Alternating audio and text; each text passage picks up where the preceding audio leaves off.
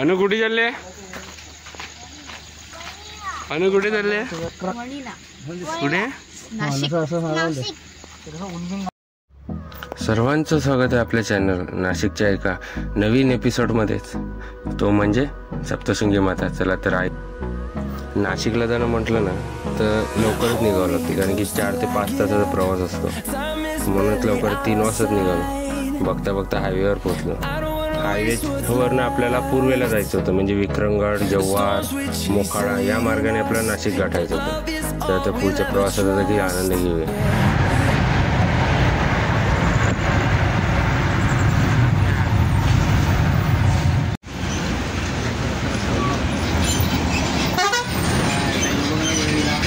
बरं हल्ले डुले सर लवकर. तिचा काय आवडा घेऊन चालले? प्रवास आपल्या आयुष्याचा एक भाग आहे आणि प्रत्येक व्यक्तीने आपल्या आयुष्यात नक्कीच प्रवास करत असतो. प्रवासामुळे नवीन अनुभव, नवीन माणसे, नवीन कल्पना, नवीन ऊर्जा निर्माण होते, नवीन ताजेपणा आपल्याला मिळतो. तुमच्या जबाबदाऱ्या तुम्हाला तुरुंगात टाकण्याआधी ही सुंदर दृश्य तुमच्या डोळ्यांनी कैद करा. आणि प्रवास करणं ही खूप सुंदर एक गोष्ट आहे. बघता बघता आपण जव्हारला पोहोचलो. पाहू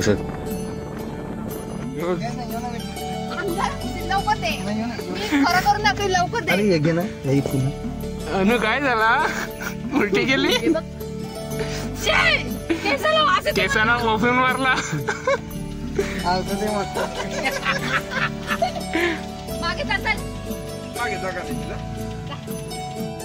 वाऱ्याच्या झुळकीने मन आनंद होते. निसर्गाच्या गाण्यात जीवन फुलते. त्याचा स्पर्श सुखद हरवतो दुःखाला, मनाला पुन्हा नव्याने जोडतो जगाला. निसर्गाचं सौंदर्य कधी पाहिलंच नसेल, निसर्गाचा अनुभव कधी घेतलाच नसेल. निसर्गाच्या खुशीत कधी येऊन तर पहा, कधी निसर्गही तुम्ही जवळून तर पहा.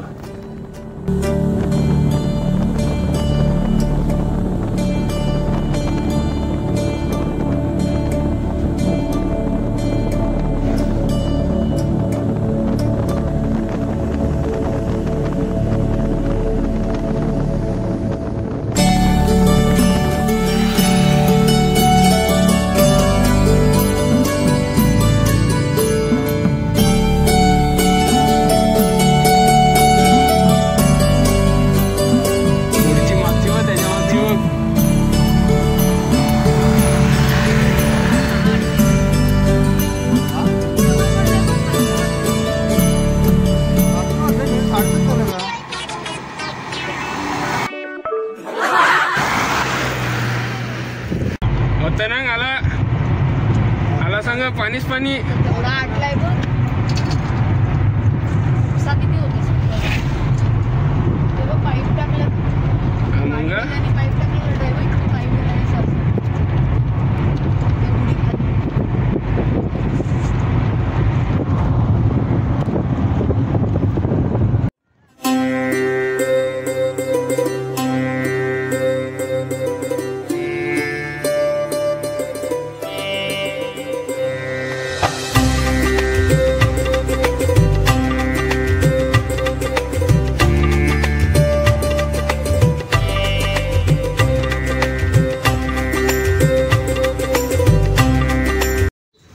खूप वेळ झाला होता ना, म्हणून नाश्ता करण्यासाठी थांबलो. तर खूप सकाळ झाली होती ना, म्हणून काहीच रेडी नव्हतं. तर आज आपल्याला इकडची एक स्पेशल डिश खायला भेटणार आहे, ती म्हणजे पाववडा. पाववडा म्हणजे जास्त काही नसते. जो आपला वडापावचा पाव असतो ना, तो चण्याच्या पिठात काढून तेलात तळून आपल्याला दिला जातो. बस.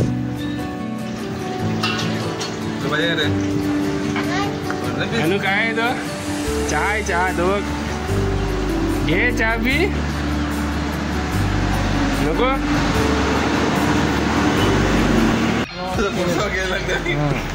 जेवपर्यंत जिंकत नाही ना तेवपर्यंत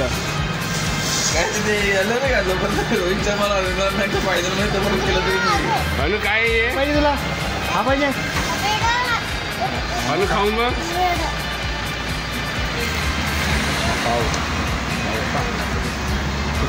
पाववडा अनु कसा आहे?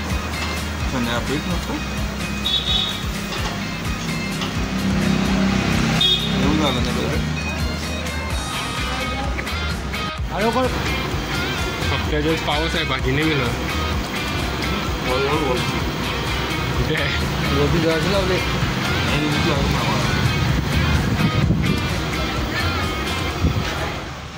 अनु कवा खपीन तू?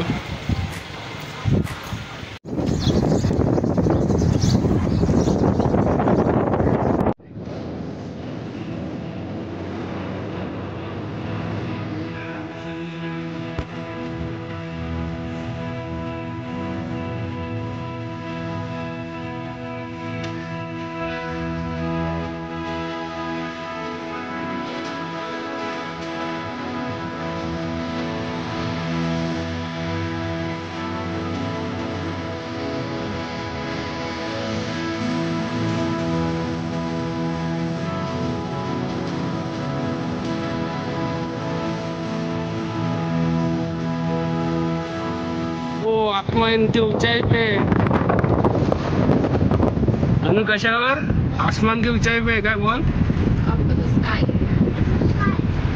आसमान की ऊंचाई पे.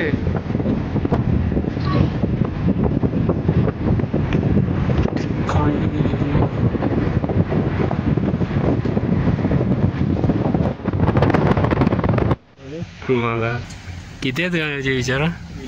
20 रुपये. 20 रुपये का? हे घ्या.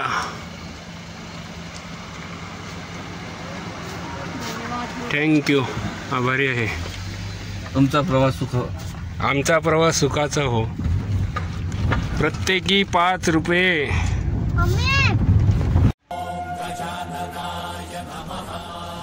आपल्या भारतात माता राणीचे 51 शक्तिपीठ आहेत, ज्याच्यात महाराष्ट्रात 3.5 शक्तिपीठे येतात. त्यापैकी अर्धशक्तिपीठ म्हणजे आई सप्तशृंगी देवी.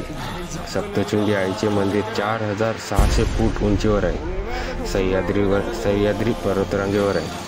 आईचे हे मंदिर छोट्या मोठ्या 7 पर्वताने घेरलेले आहे, म्हणून त्याला सप्तशृंगी गड सांगितले जाते. रोपवेला पण आपल्याला पार्किंगसाठी जागा मिळते आणि सर्व दुकानात पण पार्किंगला जागा अवेलेबल असते.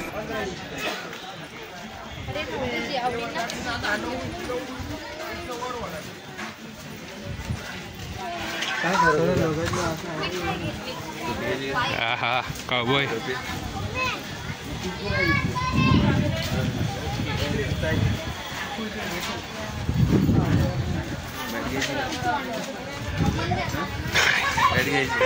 अरे तिकडे टेम्पो.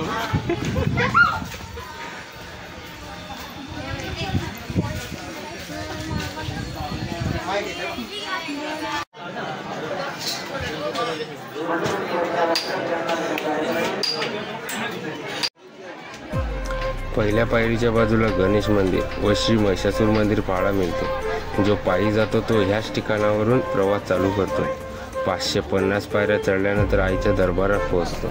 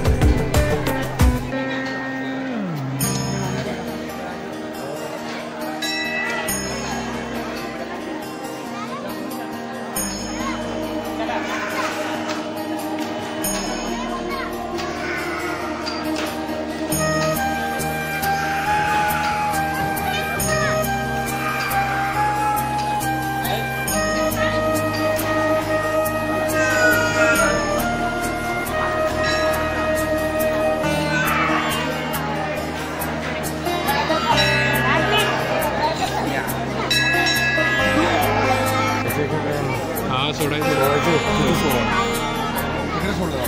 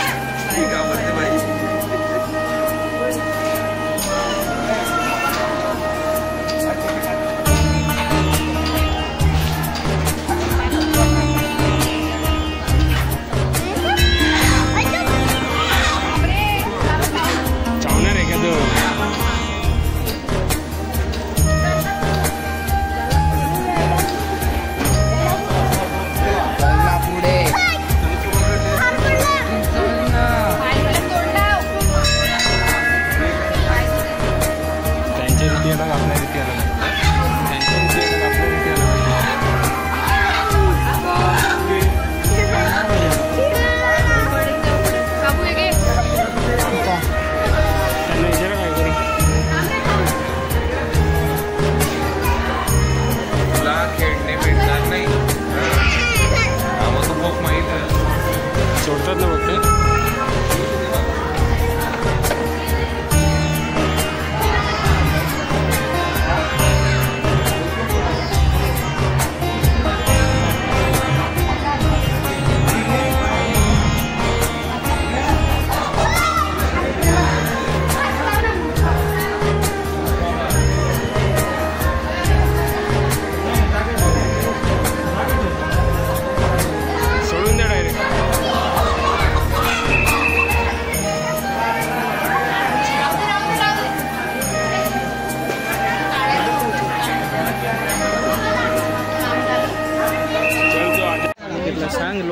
इकडनं जायचं रोपवेला.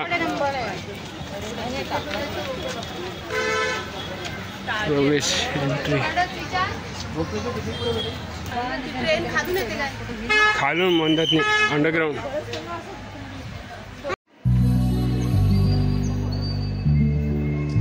रोपवेने जाणार असतील तर रोपवेच्या दारातच तिकीट घर पाहायला मिळते. पर पर्सन 120 रुपये व छोट्या मुलांसाठी 60 रुपये असे रेट घेतले जातात. रोपवेमध्ये एंट्री केली की खूप छान मार्केट पाहायला मिळते, ज्यातून आपण खरेदी करू शकतो. एक छान असं गणेश मंदिर देखील पाहा.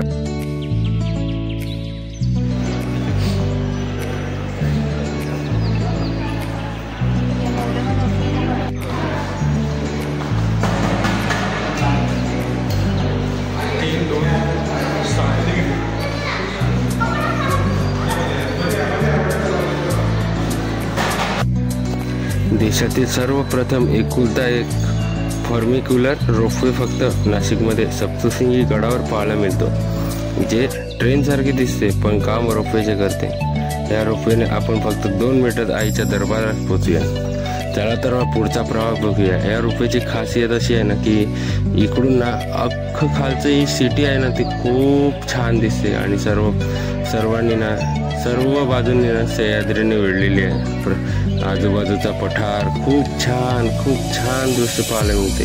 आपण जर मे महिन्यात आलो होतो पण पावसाळ्यात काय दृश्य इकडून दिसत होतील ना याचा एक अंधारा पाहू शकतो आपण. खूप छान. बघा ना, बघा किती क्लिअर वातावरण आपल्याला हो काय दृश्य आहे. बघता ना पोचलो की आईच्या दरबारात. पुढे जाऊन तर किस्सा खूप आहे. बघा माकडं कशी बसल्यात, हनुमंताचं रूप. इकडे ना गर्दीमध्ये आपल्याला ना 2 तास लागणार होते. एवढी काही आयडिया नव्हती कारण की जवळनंच आईचं दर्शन देखील होत होतंच. ही बघ इथं आई बघा ना कशी फोटो काढते. मला वाटलं की आता इथं मोबाईल घेऊन जाईल त्यासाठी मी व्हिडिओ काढला, पण ते माकडाने काय इंटरेस्ट दाखवलाच नाही.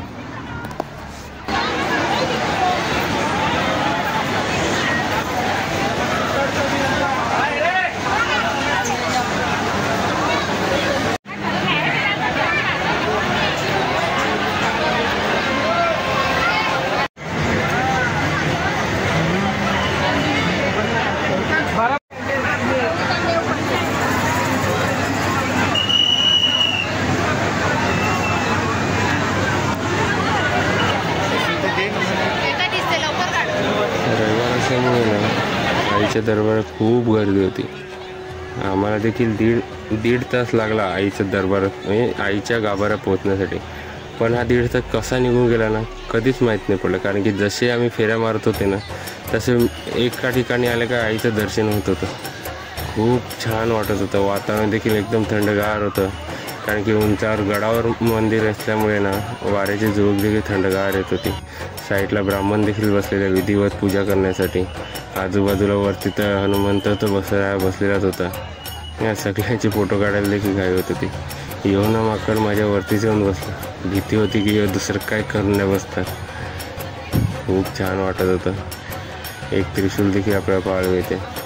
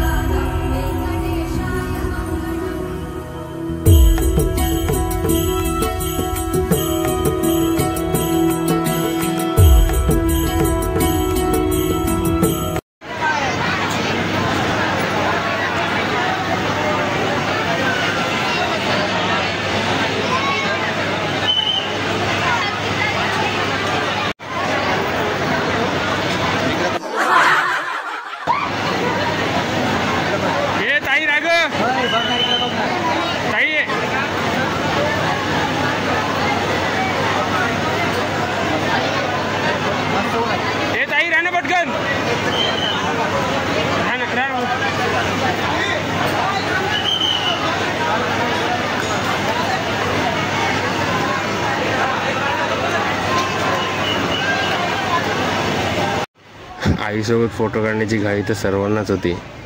आम्ही देखील कुठेतरी चान्स शोधत होतो की फोटो काढून मग निघूया तिकडून असं करून. पाहू शकतात ना, अनु, भाऊजी, ताई, मस्त एक चांगले वेळ भेटली, एक मस्त चांगला सीन भेटला, इकडे एक फोटो कॅप्चर केला. आपल्यासोबत ना एक नवीन माणूस देखील प्रवासाला होता, तो म्हणजे सूरज. त्याने देखील एका माकडाची तहान भागवली. बाटली तर त्याच्या सुगड्यातच ठेवली. वे बाबा, आता तू तुझ्या हाताने पी. नंतर तर काय झालं, भाऊजीचं जे ओटीचं ताट होतं ना, पूर्ण एका माकडाने पूर्ण साफ करून टाकलं. तर बघ, मीच खाणार सांगते तांदूळ, तू बाजूला ठेंगेन. हो का, एक एक दाना चापून चुपून सगळं साफ केला. हेच तर तिकडचं एक वातावरण असते ना, ते पाहायला खूप छान वाटतं. चला तर बरं, आपली ट्रेन आली आहे, म्हणजे रोपवे आलेली आहे. इकडनं आता आपण गड उतरूया. तर मग दादा मस्त बसला, एकदम टेन्शन फ्री. त्याला माहिती आहे वर जायचं आहे, खाली यायचं, वर जायचं आहे, खाली यायचं, बस एवढाच काम आहे. आता पुढचं देखील पाहूयात. पुन्हा एकदा ते दृश्य पाहताना खूप मनाला छान वाटतंय. बाजूचा गड बघा ना, किती छान वाटतंय. पण तो इमॅजिन करा ना की पावसामध्ये जेव्हा वातावरण हिरवंगार असते, तेव्हा तो गड काय सुंदर दिसेल, काय परिसर किती सुंदर दिसल्याचे आपण अनुभूत एक इमॅजिन करू शकतो. त्या डोंगरावर देखील टोकाला एक मंदिर पाहायला मिळते. तो कुठलं मंदिर आहे, कसला डोंगर आहे ते नाही माहिती आपल्याला. पण हे बघा, हे आहे रोपवेचं मेन ऑफिस. इकडनं जात आहे आपण निघालो. पाहू शकतात मंदिर देखील इकडनं फार छान दिसते. रोपवेच्या प्रत्येक ठिकाणी आपल्याला पार्किंग देखील पाहायला मिळते. अनुचं आवडतं काम म्हणजे खेळणी विकत घेणं. त्याचीच तो वाट बघत होता, कधीपासून रडत होता, खेळणी पाहिजे. प्रत्येक वस्तू 100 रुपयाला होती, पण तिकडे तो पोर होता ना, तो बोलत होता की प्रत्येक वस्तू 20 रुपये. त्यासाठी त्या दादाने देखील त्याला मारला, लाडात मारला. सुट्टी पडली का बाबू? फक्त 100 रुपये. फक्त 20 रुपये. अवश्य भेट द्या. सेल. तुला पाहिजे त्याला विचार आधी पाहिजे का त्याला